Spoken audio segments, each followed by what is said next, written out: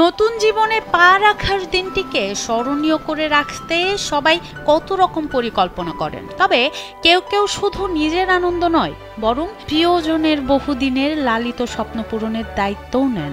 তার দৃষ্টান্ত তৈরি হলো এবার।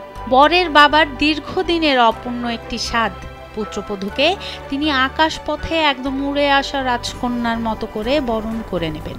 বাবার সেই ইচ্ছেই পূরণ করলেন ছেলে।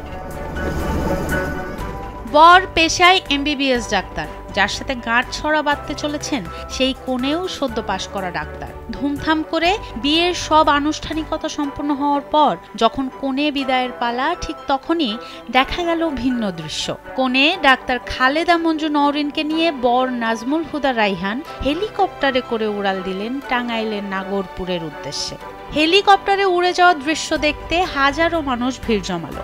ভিক্টোরি মাধ্যমিক বিদ্যালয় মাঠে তখন তিল ধারণের জায়গা নেই। এক পলক স্বপ্নের বাহন, আর তাতে উড়ে রাজকন্যার মতো চলে যাওয়া নববধূকে দেখার জন্য সবার চোখে তখন মুগ্ধতা। চমকপ্রদ এই ঘটনাটি বরিশালের গৌরনদী এলাকার। নববধূকে এমন রাজকীয় কায়দায় বিদায় জানাতে পেরে স্বভাবতই খুশি কনের পরিবারও। হেলিকপ্টারে নববধূকে উড়িয়ে আনার এমন নজিরবিহীন ঘটনা দেখতে এলাকার উৎসুক জনতার ভিড় ছিল চোখে পড়ার মতো। নববধূকে এমন রাজকীয় কায়দায় বিদায় জানাতে পেরে স্বভাবতই খুশি কনের পরিবারও। হেলিকপ্টারে নববধূকে উড়িয়ে আনার এমন নজিরবিহীন ঘটনা দেখতে এলাকার উৎসুক জনতার ভিড় ছিল চোখে পড়ার মতো।